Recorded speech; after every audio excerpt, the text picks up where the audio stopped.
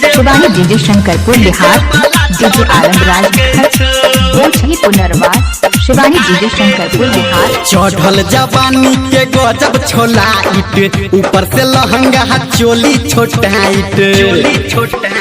चढ़ल जवानी के गजब छोला इट, ऊपर से लहंगा चोली छोटाइट। तोहर ओढ़नी घोड़ी के छापै छो,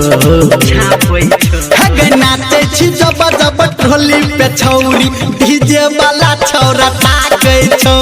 नाचे छी जब जब ढोली पे छौरी, डीजे वाला छौरा ताकै छौ।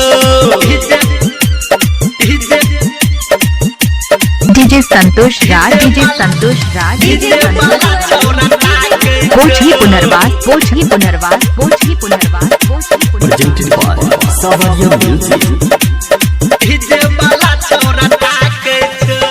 कौन क्रीम लगौने छियाई, ठोर के लाली ही करौला राई। आय हाय कौन क्रीम लगौने छियाई, ठोर के लाली ही करौला राई। देख के तोरा बूढ़ जवान थर थर कापै छौ। नाचे छी जब जब ढोली पे छौरी, डीजे वाला छौरा ताकै छौ। नाचे छी जब जब ढोली पे छौरी, डीजे वाला छौरा ताकै छौ। शिवानी डीजे शंकरपुर बिहार, डीजे आलमराज बोझी पुनर्वास।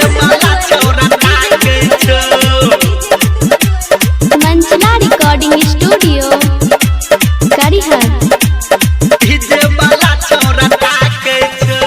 तोरा पसंद के गाना बजही छो,